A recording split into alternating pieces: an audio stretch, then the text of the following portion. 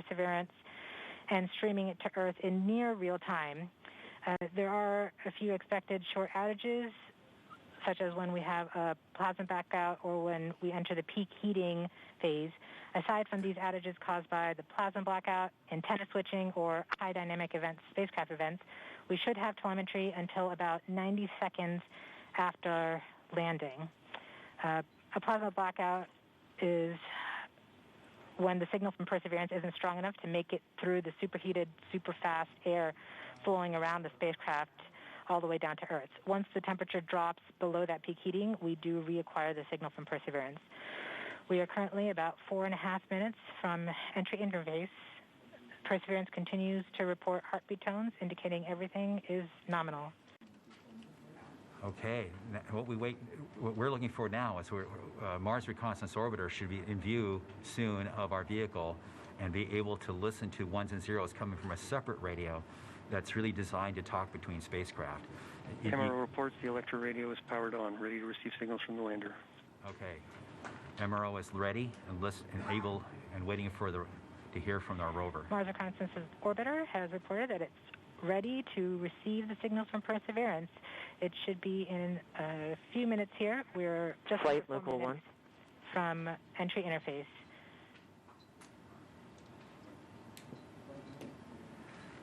We don't need these ones and zeros, as Swati said, but to land safely. But we really need it for our own health and well-being today, to keep our nerves under control. But around this time, a second spacecraft, MAVEN, should begin picking up telemetry from Perseverance and will continue to record that telemetry until several minutes post-landing. We won't get that data for several hours after landing as it's being recorded and then will be forwarded to Earth later. We are continuing to receive heartbeat tones, indicating that everything is nominal. We're currently at about 3 minutes until entry interface. Okay. Very soon we'll be getting ones and zeros, I hope, from our radio on the rover.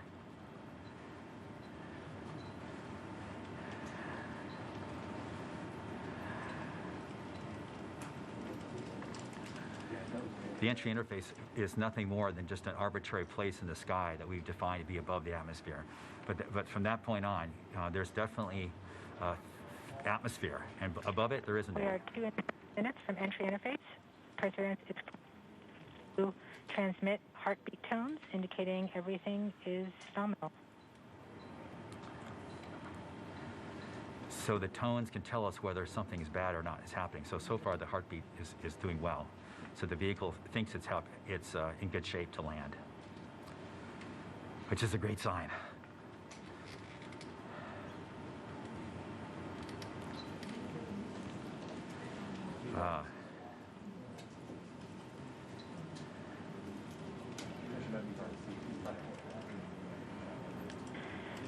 We're just under 2 minutes from entry interface.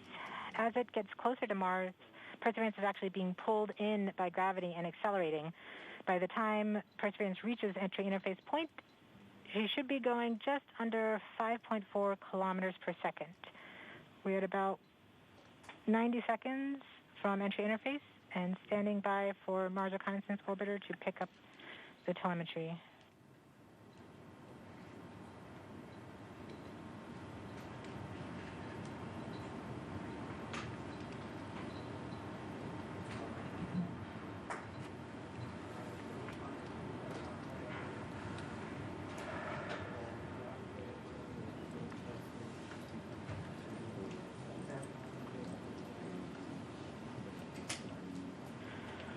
We are 1 minute from entry interface.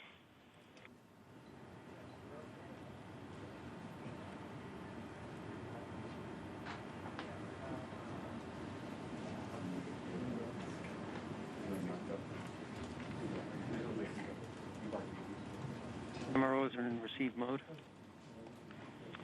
We have confirmation that the Mars Reconnaissance Orbiter is now relaying data from Perseverance. We're about 30 seconds from entry interface. Perseverance is going about 5.2 kilometers per second and is about 190 kilometers altitude above the surface of Mars. Confirm your jet data flow.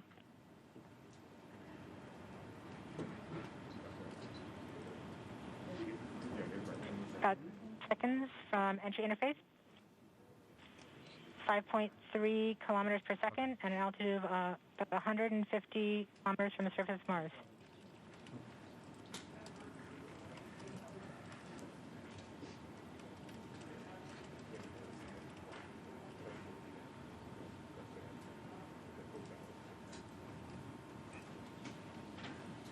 Entry.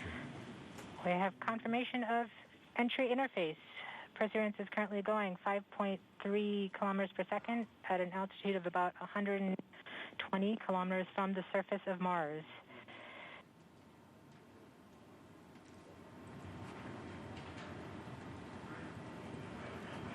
The spacecraft is now waiting until it begins feeling the atmosphere of Mars to slow it down.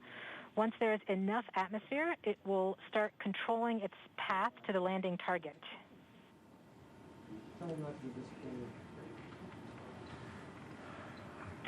Navigation is also confirming that we can see a little bit of that slowdown of the atmosphere on the Perseverance entry capsule. Our current velocity is about 5.36 kilometers per second at an altitude of about 67 kilometers from the surface. We are probably seeing MRO plasma blackout at this point.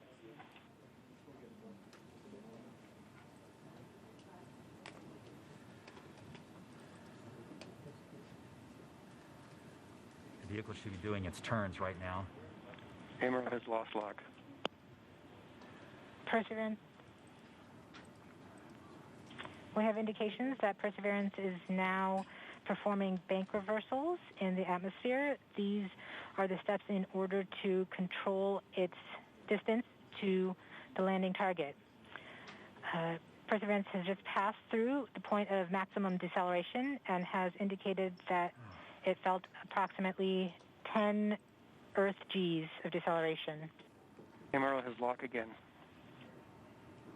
Yes, yes, yes, yes, yes. We saw a small outage of the UHF telemetry from Mars Reconnaissance Orbiter during that peak heating phase, likely caused by the plasma blackout. Perseverance is still continuing to perform bank reversals in the atmosphere to control its distance to the landing target.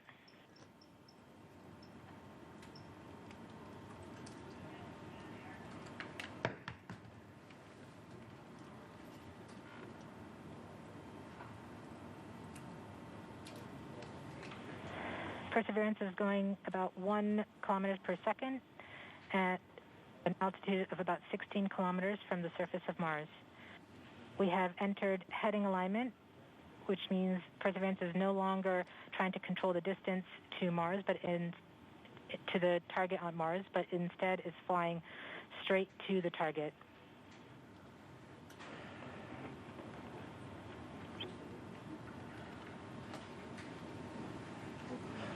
Parachute.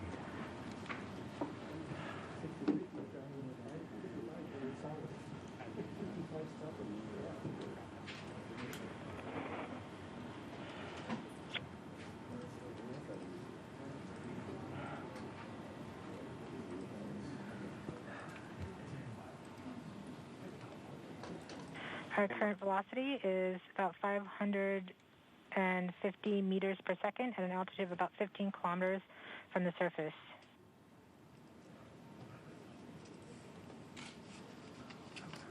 MRO is reporting good telemetry lock. We are coming upon the straighten up. We are starting the straighten up and fly right maneuver, where the spacecraft will jettison the entry balance masses in preparation for parachute deploy and to roll over to give the radar a better look at the ground. Yes, yes, yes. The navigation has confirmed that the parachute has deployed, and we are seeing significant deceleration in the velocity. Our current velocity is 440 meters per second at an altitude of about 12 kilometers from the surface of Mars.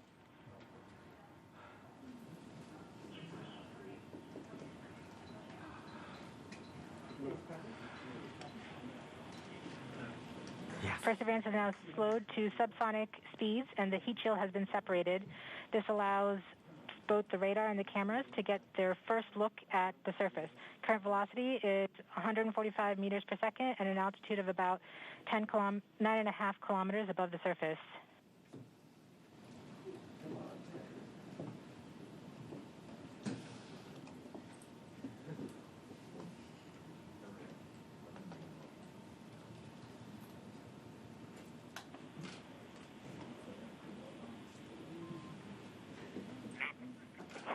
Yes, yes, yes. Perseverance now has radar lock on the ground. Current velocity is about 100 meters per second, 6.6 kilometers above the surface of Mars. Perseverance is continuing to descend on the parachute. We are coming up on the initialization of terrain relative navigation and subsequently the priming of the landing engines. Our current velocity is about 90 meters per second at an altitude of 4.2 kilometers. Almost there. We have confirmation that the lander vision system has produced a valid solution and part of terrain relative navigation. Yes. We have priming of the landing engines.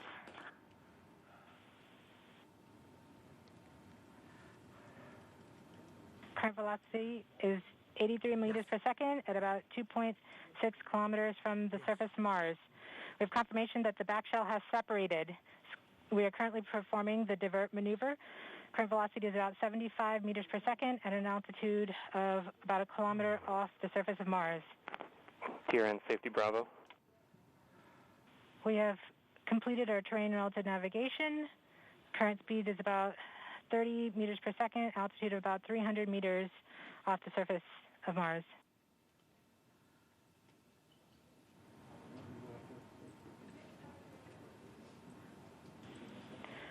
We have started our constant velocity accordion, which means we are conducting the sky crane, about to conduct the sky crane maneuver. We've lost direct-to-Earth tones. As expected. As expected. Sky crane maneuver has started. About 20 meters off the surface.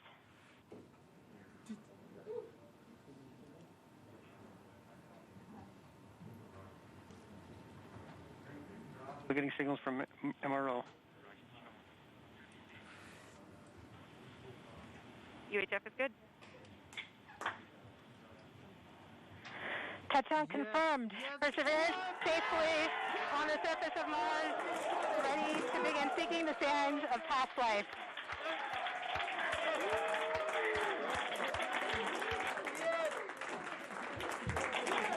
At this point, the descent stage has flown away to a safe distance. Perseverance is continuing to transmit direct through Mars Reconnaissance Orbiter to Earth.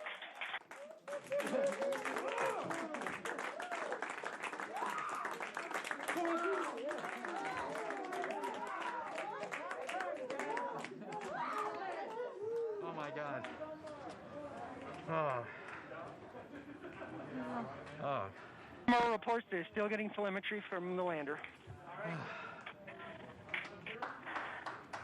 All right, all stations. We got it. Touchdown confirmed. We're going to wait for the images. Wow. This is so exciting. The team is beside themselves. It's so surreal. Stay tuned. We might get some pictures. That'd be great.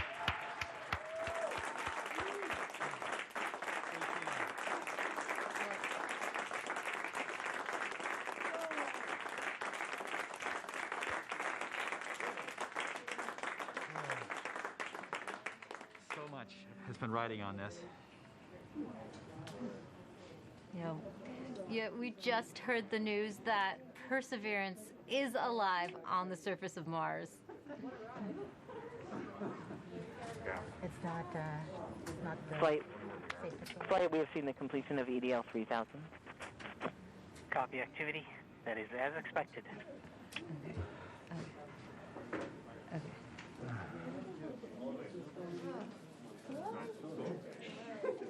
MRO is still seeing a strong signal from the lander.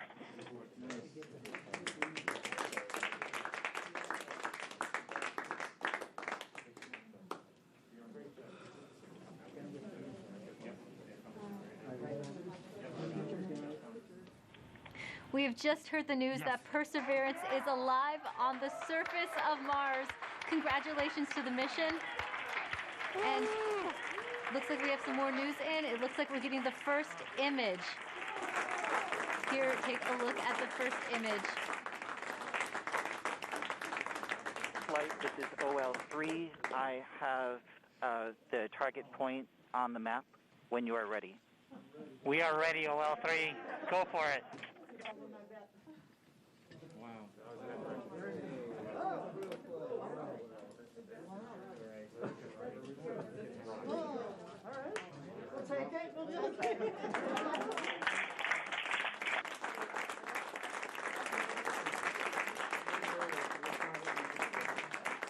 Flight, I'll be moving in, showing you the safe zone that we've landed in.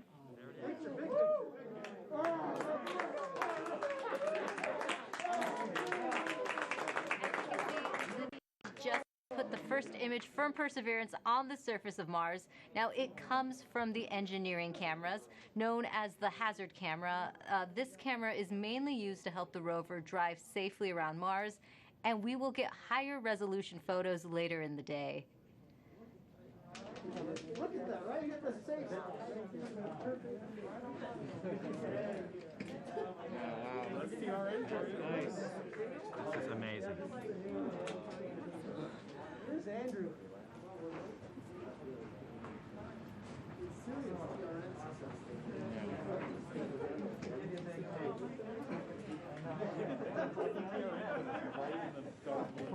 For Steve. Stand by for Steve.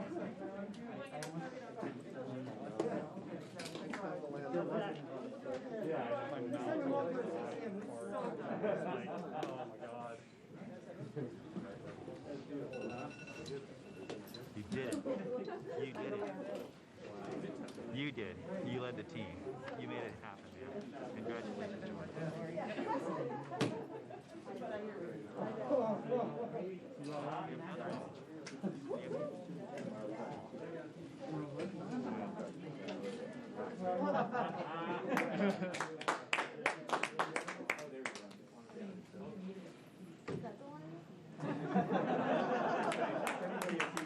We just got our second image in.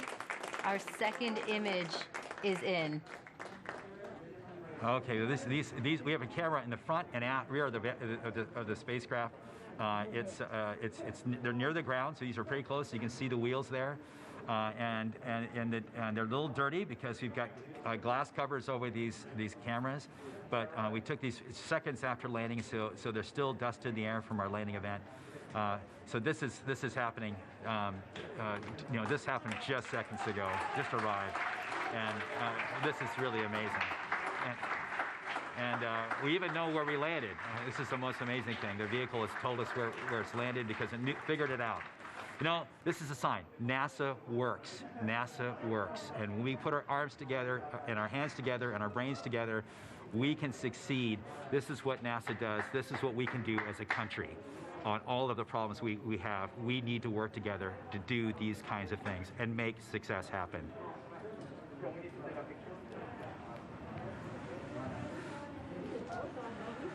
Yeah. And joining us now is the acting administrator of NASA, Steve Jurasik. Steve, welcome and congratulations. Hey, thank you. What an amazing day. And how does it feel to have another rover on Mars?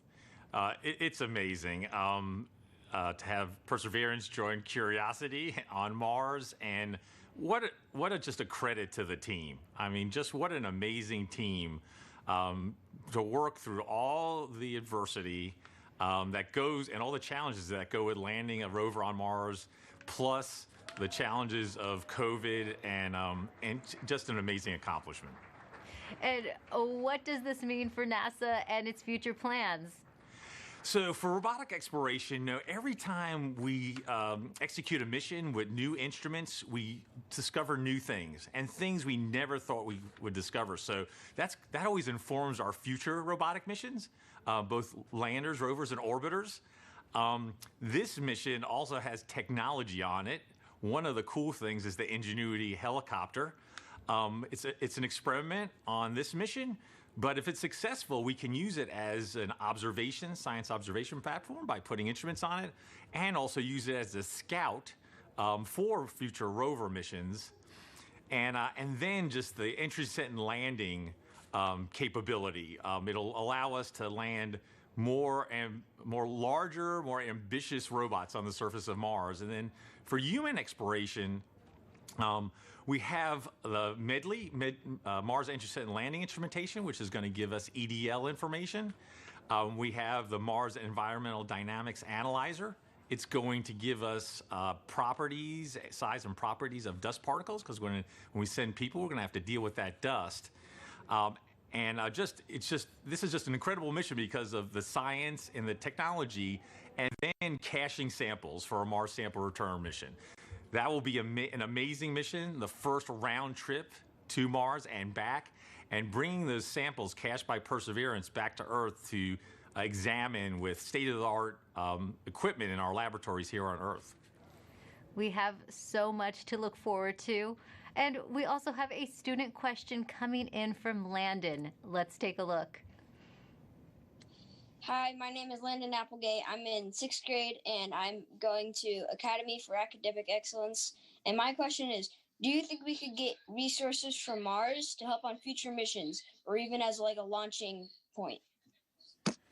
Great question, Landon. Actually, we have an experiment called the Mars Oxygen In Situ Resource Utilization Experiment, or MOXIE, and it's going to demonstrate generating oxygen from atmospheric CO2, and that could help generate breathable oxygen, and even if we can liquefy it, oxidizer for propulsion systems. So that's a tech demo on Perseverance.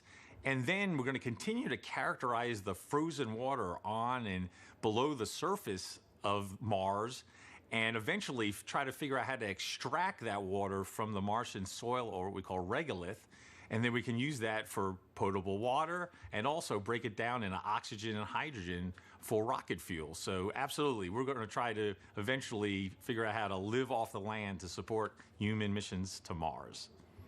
Thanks for taking the time to talk to us today, Steve. Thank you. And now that Perseverance has safely touched down on Mars, let's learn more about what's in store for the rover. Joining us now is Surface Mission Manager Jessica Samuels. Jessica, your surface operations team has now taken over. What are they doing now? Yes, hi Raquel. We are so excited here in the Surface Mission Support area. The team will do a handover with the Entry, Descent, and Landing team and pass any critical information. And then this team behind us will be the team that does the health and safety assessments daily as we progress on this mission. And what do the upcoming weeks look like for your team? So as we enter Mars time now, the commanding team will be working overnight while the rover is asleep so that we can perform the initial checkouts of our key rover functions and our science instruments. And we have to do this all in time for the regularly scheduled communication pass, which happens in the morning. And so we will be working around the clock, making sure that Perseverance is healthy, and we will begin this exciting adventure. And can you tell me, what's it like living on Mars time? It's a little bit like constantly, flying and changing your time zone. The rover, on Earth, the rover wakes up at the same time every day, but on Earth, that's 40 minutes later. So the team is going to be shifting our work schedule by 40 minutes as we come into work over the next few weeks. So it'll be exciting and some late nights, but we're also excited and we can't wait. It's a whole new lifestyle. Yes. We also have a student question for you. This is Sophia's video. Hi, my name is Sofia Lopez, and my question for NASA is, how's Perseverance gonna survive? And here's a drawing that I made from Perseverance thinking about Earth. Thank you. Well, Sophia, Perseverance survives with a power source that charges its batteries overnight while it sleeps, and it keeps heaters on so that all of our critical electronics can stay warm, as well as our mechanism. But it's really survived by the team that performs the health and safety assessments every day and communicates with the rover and makes sure that she's doing okay. Well, thanks for your time, Jessica, and good luck living on Mars time. Thank you. Should be fun. Let's head back to Marina as she gives us a sneak peek into the future at JPL. Thanks so much, Raquel. It's definitely bustling behind me. It's not quiet like it was just 20 minutes ago. And congrats to the whole team. What an amazing accomplishment. Mike Watkins is the director of NASA's Jet Propulsion Laboratory. He was the mission manager during the Curiosity rover landing on Mars. Welcome, Mike. Oh, thanks. Glad to be here. You can see all my mask markings on. Well, you were just celebrating, and rightly so. Now, you've been around for a number of Mars landings. What makes this one special? Well, you know, two things. I mean, it's the biggest and best rover we've ever sent to Mars, and it can really, you know, do amazing things in terms of, you know, its own scientific exploration of this habitable environment, you know, at Jezero. But, you know, it's also, as you've heard today, you know, it's the first step in Mars sample return. So really, you know, it's not only doing its own mission, it's setting us up for a series of missions and to bring those samples back. And, you know, a lot of the effort to develop the rover was specifically designed, you know, for that sampling and caching system. It's one of the most complex robotic systems ever made. And, you know, having it down safely means Mars sample return continues right on course, and we are moving forward. Wonderful. Now, JPL has a long history with robotic space exploration. Why do you think it's so important to continue to push those boundaries? You know, there's a lot of reasons. I mean, obviously, you know, for places that are far away, like Mars, and even farther away, you know, like Europa, right now, robotic exploration is the only way we can make these scientific discoveries and really understand these early habitable environments. In the case of Europa, maybe it's even still habitable. And, you know, we're not ready to go there with astronauts yet, but the robots are ready to go there. And so we always, you know, are forerunners and pathfinders of human exploration. And we start by sending, you know, our eyes and arms there in the form of a robot. And it is just fantastic to be able to do that and to learn from each rover, learn from the science and the engineering and make the next one better and make more and more discoveries. And every time we do one of these missions, we make fabulous discoveries. And you know, each one is more exciting than the last. The future does look exciting. Now, as director of JPL, what would you like to say to those teams right now celebrating? Oh, you know, obviously they have earned it. Let me tell you. I mean, they have worked, you know, for years and years on this mission, and then in the past year, of course, we had the COVID experience, and you know, I want to thank not only the team but also, you know, all of JPL. You know, a lot of folks had to pitch in here, you know, in terms of making sure our remote telework, you know, our IT systems were good enough to support folks working from home. You know, all of the folks looking at PPE and our safe distancing and reconfiguring facilities to make them safe for the employees. It's just an incredible amount of work by the entire lab, and of course, especially by this team. And you know, and in one sense, you know, the 7 minutes of terror are very exciting. But on the other hand, you know, the mission's just started, right? We built the mission, you know, not to land, but actually to drive and get the samples and do other technology, you know, demonstrations. And so, you know, for much of the team, you know, this part of the mission's over. But for most of the team, the mission's really just starting. And so, you know, I think they're very excited. But you know, everybody, I think, can take a deep breath and a sigh of relief now that we are safely down on the surface. Yes, that collective sigh of relief, and I hear a lot of excitement and celebration behind me as well. So thanks so much for joining me, Mike. It's my pleasure, and thanks to everyone for joining us, too. Congrats again to the Mars 2020 Perseverance team for a successful landing. Back to you, Raquel. Now, there will be a flight test coming up for the Ingenuity Mars helicopter, and if this technology experiment is successful, it would mark the first time we have taken a power-controlled flight on another planet. Sometimes you have to do something just to show that you can do it. When the Wright brothers flew for the first time, they flew an experimental aircraft. And in the same way, the Mars helicopter is designed to show that we can fly powered helicopter flight in the Martian atmosphere.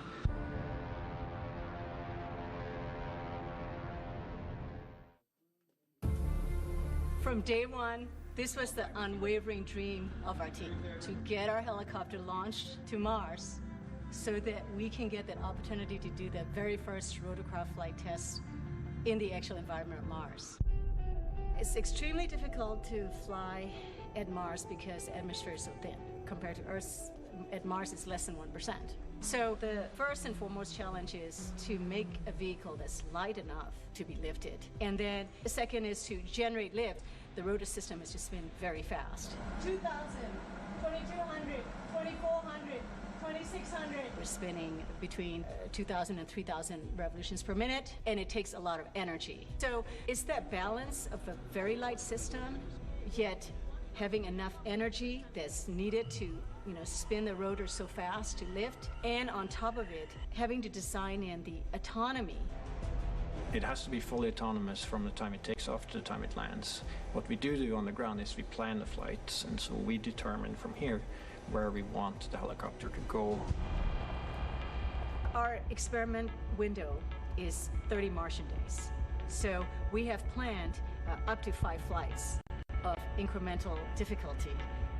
Very first flight, the main thing is we want to get the legs off the ground, and so we will basically go up about 3 meters, and we'll hover there, and then we'll come down again, and that will be the first, really major milestone. Most of our flights will be at the 3 to 5 meter height. We will be going horizontally again at a few meters per second, probably go out, 50, 70 meters and come back. In successive flights, we'll probably push that further, try to go further. So our priority will be to get back engineering telemetry and not so much images, but I'm sure we'll return a few, because they'll always look cool. At this point, we've tested all we can on Earth. We have mathematical models that shows how it'll fly at Mars, and we've tested it in the simulated environment that we can create on Earth. It really is time now to do the real flight tests at Mars. Nothing is a given, but we have done everything we can in terms of a test program here on Earth. The vehicle's performing extremely well so far. It's been doing exactly the right thing, even right now when it's bolted onto the Perseverance rover. So there's a very good chance that we'll pull it off, yes. But it's still high risk, and none of us forget that you could have a glitch that, could mean end of mission, yes. It's going to be exciting, reacting to any surprises we have. We can't wait. What's really most important is everything we're learning here is for the future rotorcraft systems that we want to introduce into space exploration. Mimi Ang is the project manager for Ingenuity. She joins us now as they await a chance to check out their helicopter in the coming days. Welcome, Mimi. Thank you, Marina. Oh my goodness, we've been talking about this for months, Mimi. Did you ever think you'd be here at this point? I mean, what's going on in your head right now? This is super exciting. We have been working on Mars helicopter for over 6 years, testing and carefully designing it for operation at Mars. So what's going through my mind? Ingenuity Mars helicopter is finally at the destination that it is designed for. Now that Ingenuity is on Mars, what is the timeline you hope to accomplish as you move forward? We have a series of major milestones between now and Ingenuity's first flight. So tomorrow we'll turn on the helicopter and its base station to confirm health after experiencing the dynamics through the EDL just now. And the next major milestone will be when the rover deploys the helicopter to the surface. And that marks the first moment that Ingenuity operates on its own in a standalone manner. And surviving that first cold, frigid night of Mars will be a major milestone. We'll execute a series of checkouts, and then we will perform that very important first flight. And if the first flight is successful, we have up to 4 more flights in the 30 Martian days that we have set aside for our flight experiments. And that's when you finally can breathe, right, Mimi? Yes. Now, why is it so important to have that aerial dimension to space exploration? A helicopter flying far ahead of rovers and astronauts in the future can provide high-definition reconnaissance information for the rovers and the astronauts before they take the long journeys. And as importantly, being able to fly will enable us to get to places that we cannot get to with rovers and astronauts, like sites of steep cliffs, deep inside crevices, areas of high scientific interest. It will be game-changing. Game-changing is right, and we've talked about this a lot. You've mentioned the risk is huge, Mimi, but the reward is high. What will be your greatest reward?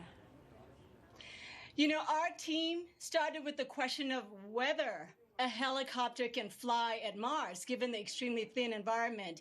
And we systematically demonstrated a series of technical steps. We demonstrated lift first, and then we demonstrated lift and the first ever powered control rotorcraft flight in simulated Mars atmospheric density. And then we went on to build the full-up helicopter that can not only fly, but operate and survive autonomously at Mars, all under 1.8 kilograms, about 4 pounds. And each of these major milestones have been a first. And the success at each of these has been so rewarding. And along the way, the rewards just kept coming. And I have to tell you, at this moment, it's going up exponentially. So after all these tests, analysis, simulations, and more tests on Earth, our team now gets a chance to test, prove, and learn how it works in the actual environment of Mars. Our team can't ask for a bigger reward than that. Oh, Mimi, I'm so happy for you and your team. And now we're going to take a question from social media on Instagram for you. At Not Vibhuti asks, is the helicopter going to be doing science? Well, the helicopter Ingenuity is a technology demonstration, and we are demonstrating the ability to fly and learning how to fly for the very, very first time. And so this is a technology demonstration and a pathfinder for future larger rotorcraft, future missions that will carry much larger instruments. So on this mission, we're not doing any science. We're concentrating on engineering data. How did the vehicle perform? And as you saw Bob Belram in the video before, we will be taking a few first ever color pictures from the flying aerial vantage point, but they'll be icing on the cake. For this one, this is all about engineering data and how do we fly compared to all our tests we have done on Earth. Mimi, so much for your team and the future generations of scientists and engineers to look forward to. Thank you. Thank you so Great much day. for joining us, Mimi, and good luck to your team with that first test flight. Thank you so much. Now, we look forward to the Perseverance rover and Ingenuity helicopter beginning their journeys on Mars as their adventures are just about to start. Go Perseverance and go Ingenuity. Back to you, Raquel. Thanks, Marina. Landing on Mars is never easy, but this team has persevered, and NASA's 5th rover is on the red planet. You can still hear them buzzing in the back right now. And to get the latest updates on Perseverance as it explores Mars, follow at NASA Persevere on Facebook and Twitter. I'd like to thank everyone watching for joining us today. And to the students and teachers tuning in, we hope you learned a lot from today's landing, and thank you for all your questions. We have a news briefing coming up at 2:30 p.m. Pacific Time. That briefing will wrap up the day and include reactions from Perseverance team members. We'll leave you now with some of the landing celebration photos you've shared with us, set to Youngblood's cover of David Bowie's Life on Mars. I'm Raquel Villanueva. Thanks for watching.